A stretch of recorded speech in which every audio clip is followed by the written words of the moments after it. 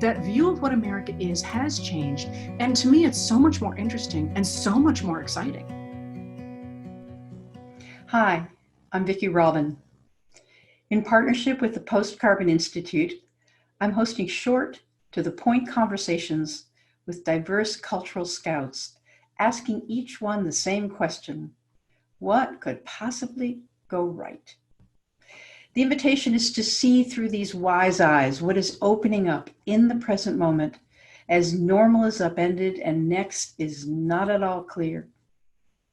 These conversations were recorded a few months into the pandemic and in the weeks following the murder of George Floyd. Let's see what today's guest says. Hi, this is Vicki, and I'm here with Heather Cox Richardson for another episode of What Could Possibly Go Right. And here's a little bio on Heather. I will say I am a fangirl. I love Heather's work, and it really serves me. So Heather Cox Richardson is professor of history at Boston College and an expert on American political and economic history. She is the author of 6 books on American politics and is a national commentator on American political history and the Republican Party. She is also a leading Twitter historian, explaining the historical background of modern political issues through Twitter threads, co-editor of We're History, a web magazine of popular history, and the author of Letters from an American, a chronicle of the Trump presidency since the Ukraine scandal broke. Her work has appeared in The Guardian, The Washington Post, The New York Times, and Chicago Tribune. And so welcome, Heather. And I will say from the blog, the Letters from an American, I picked this up. Historians are fond of saying that the past doesn't repeat itself, it rhymes. To understand the present, we have to understand how we got here.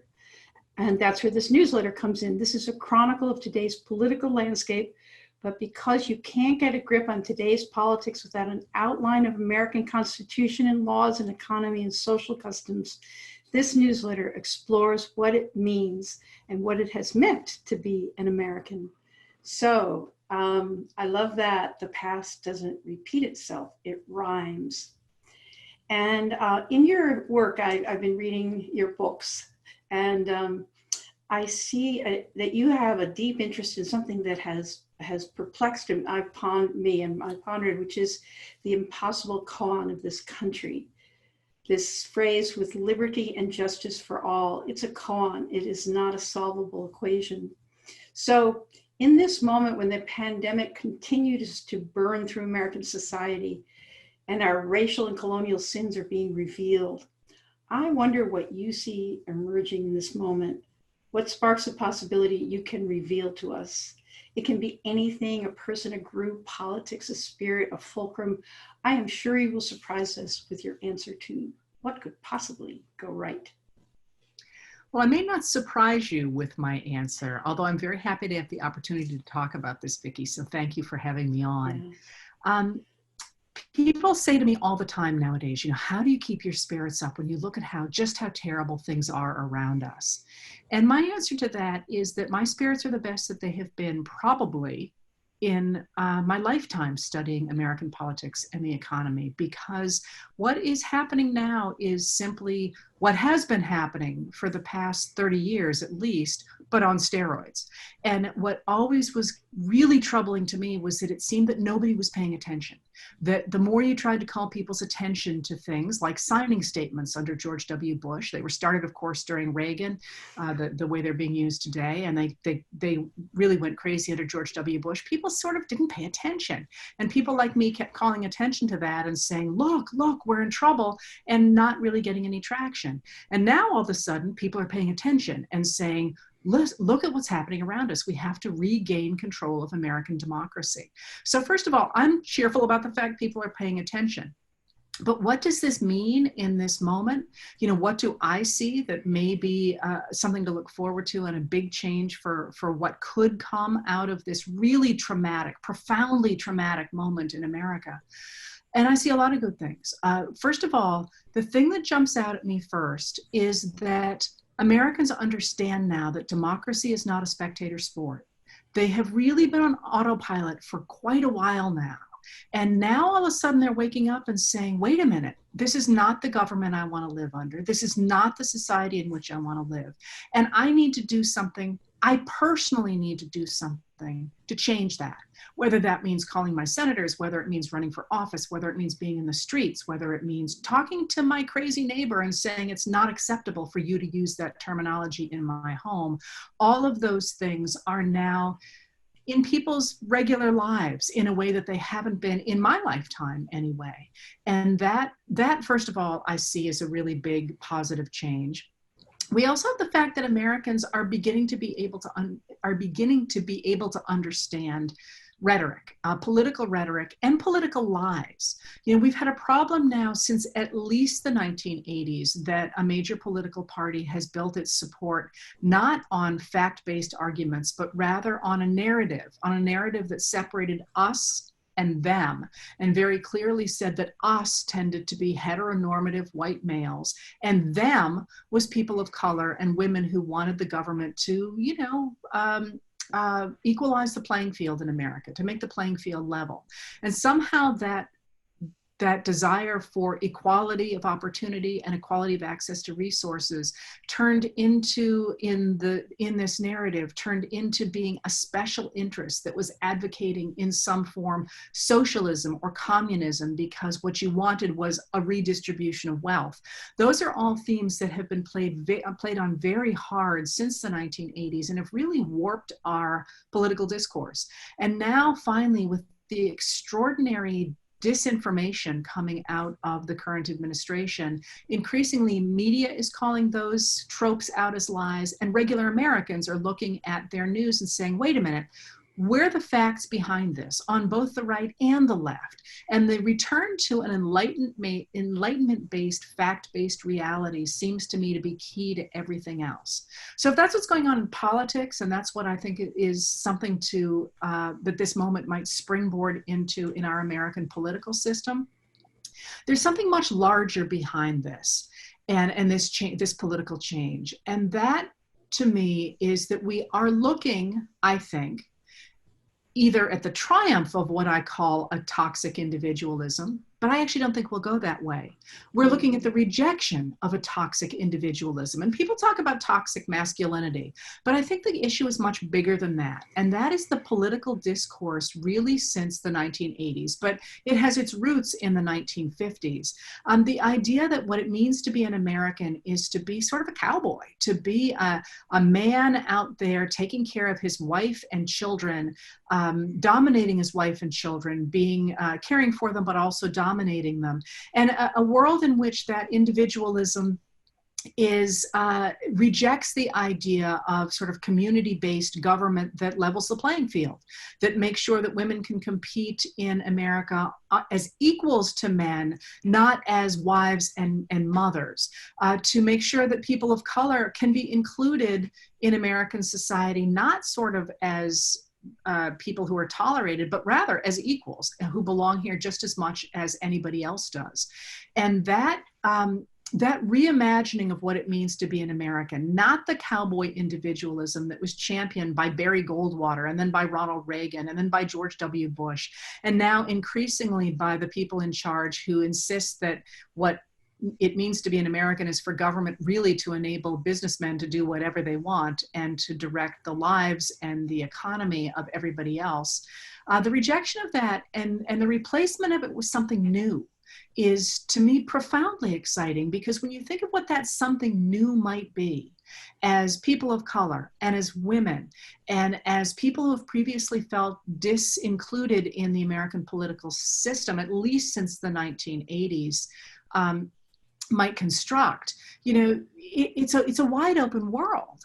And what might that look like? You know, I look at the advertisements that came out in 2018 for House races especially, but for House and Senate races, videos that came out from people like Stacey Abrams in Georgia or Amy McGrath in Kentucky. But there were a lot of them that focused on people who wanted to use the government to protect community, to make sure that everybody had educations and that everybody had food, and that we treated our natural resources fairly, and that we protected the environment. that rather than being a world that looks somewhat like the progressives of the 1930s and the 1940s, who again looked at a heteronormative nuclear family as the centerpiece of America, we have younger people and people of color and women looking at America as being much more community-centered, not necessarily based in a nuclear family, but in a community. And what might come out of that seems to me to be a very different kind of interpretation of what it means to be an American, and one that I think will take us more successfully into the 21st and 22nd centuries than the ones that have proved so powerful in the 19th and 20th.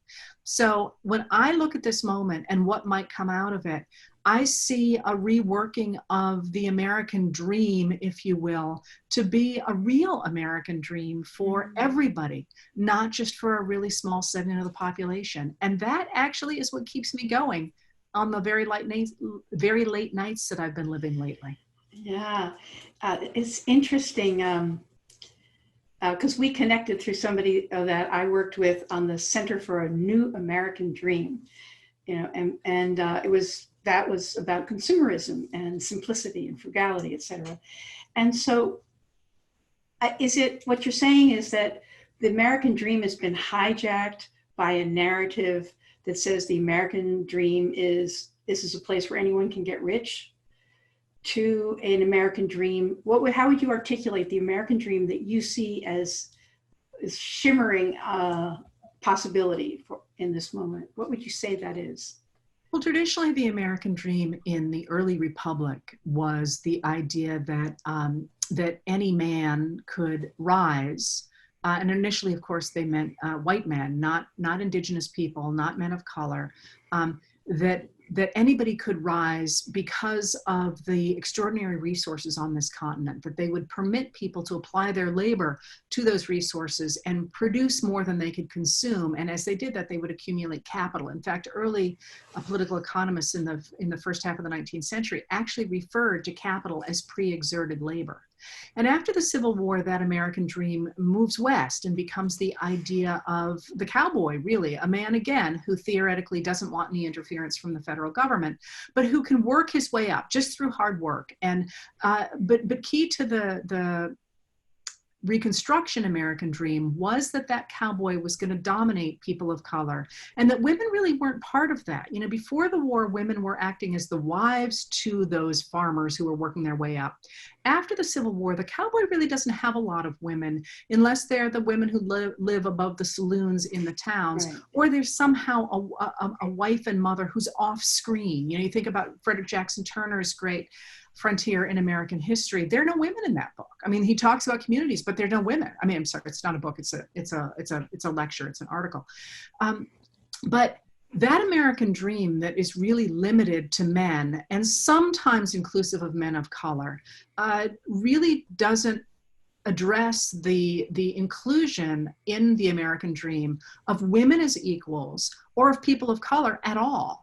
And for the 21st century, I don't think that works any longer. And I think this moment where we recognize, because of the pandemic and because of the extraordinary excesses of the Trump administration, just how limited that heteronormative white male vision is a moment when a lot of people, a majority of American people, look at that cowboy American dream or even the farmer American dream of the early 19th century and say, wait a minute, where am I in this dream?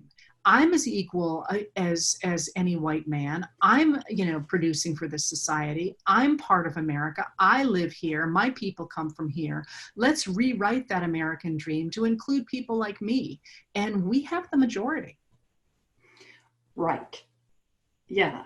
The face of America is, and maybe that's part of the struggle right now, is that the face of America, the actual face of the emerging America, is a very different face from the face of the cowboy or farmer America, white male America. It's a very different place. And so do you feel this is like a fulcrum moment, like it could teeter one direction or another? Or do you feel like there's sort of like a destiny that's being realized through the traumatic rupture of this moment? Do you know what I mean? It's like, are we hanging by a hair, or are we living into something that we have to commit ourselves to, but that is a table that's set for us? I call it a knife edge. There is no doubt that America is walking a knife edge in which we could slide to one side and become, at least in the short term, a full-fledged fascist state. We could go the other way too. And one of the things that I always talk about when I talk about the future, and of course, historians are prophets of the past, not of the future, but we get to choose. I mean, that's the beauty of a democratic system, is that we get to choose which direction we're going to go. And we've really let this go far too much in one direction, at least over the last 20, 30 years. And it's going to be hard to regain an America that responds to all of its people. But we can do it. And when we do that, you know, you said how different the face would be. I think it's interesting to people who have lived in America for the last generation, your generation and my generation, that view of what America is has changed. And to me, it's so much more interesting and so much more exciting. You know, you look at the pictures that are, you know, emanating from the Trump administration of a whole bunch of older white men. And I just sit there and look at them and think, what dull conversations you must have.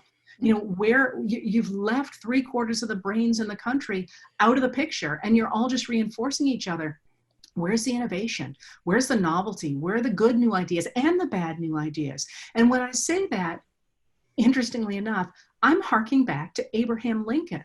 So this is not some, you know, 21st century middle-aged woman saying, you know, let's do everything new and progressive. No, this is exactly what Abraham Lincoln said when he said, you don't want to have an America that responds only to a few rich guys at the top, because they're going to concentrate wealth and concentrate power, and they won't innovate. They will increasingly reinforce their own views of the world, and the country will stagnate. What you really want to do, Abraham Lincoln said in 1859 in a very famous speech in Wisconsin, is you want to make sure that the government supports people at the bottom, because they're the innovators. They're the ones with new ideas. They're the ones who are going to move America forward and come up with the ideas that nobody else could. They're the hard workers. That's where we want to put our energy. So when I talk about how exciting it is to see a country that has new music and new languages and new skin colors, what I'm saying is really that's what traditional Americanism has looked like since the 1850s. And that would be a very nice tradition for us to reinvigorate in the modern era. Wow. So Lincoln gave that speech before the Civil War. You know, I mean, it was an affirmation that of really the soul of this nation, you know, like how this, you know, experiment was going to continue. But it took a lot of work to realize that. So do you see that we have a lot of hard work ahead of us? Is that what, you know, I guess is what you're saying, it's political work, you know, but we really, this like nose to the grindstone time if we want to, like, you know, tip off the knife edge in that more holistic direction. Well, I would go back a step and say that I don't think Lincoln's vision was ever fully enacted. And, you know, I've written a lot about why that's the case. That vision of equality of opportunity for everybody and equality of access to resources for everybody really has never gone fully into our legal system or into our society or into our economy. That doesn't say that it can't. I mean, that's, I think, the moment we're in right now. But as you say, it's not going to happen overnight, and it's not going to happen because some president does an executive order. It's going to come about because we rebuild our society along more just lines and along fairer lines. And that's going to mean that a lot of people lose some things that they thought were their right. But in the long term, and not even in the long term, really even in the very, very medium term, the riches that will bring to our society far outweighs any losses that anybody might feel. I just think we have to reframe the question and reframe it as, you know, what should America stand for and how does society best move forward? Does it move forward best when you let a few small, a few people that are very wealthy, very well connected, very well educated, direct the society for the rest of us? Some people believe that. That's an old ideology in Western society that ran countries for generations. Do you believe that? Or do you believe that you're better off putting your resources and your influence from people at the bottom, people who are working hard and innovating, and spread out opportunity to more people? That's what Abraham Lincoln was arguing. He's really the first to articulate that as an American principle. And it's one that I believe, that if we really want to innovate and to change the world, we want to make sure the government responds to people at the bottom, not to people at the top, because that's how societies best move forward, sort of by crowdsourcing the government and society, more than by saying, we'll pick 2 or 3 people and trust them to do what's right. Absolutely. What a wind-up. That is... that's so affirming without being at all pampering my desire to be safe and secure. I mean, I'm already, noticing I have to move aside, things that who I am has to move aside to create room for this bubbling up, for the novelty and innovation that comes from the margins. That's what's going to make us again. But isn't it exciting? Totally. I mean, isn't it exciting? So yes, you look at this and we've got, new artists and new music and new thoughts, and do you like them all? Of course not.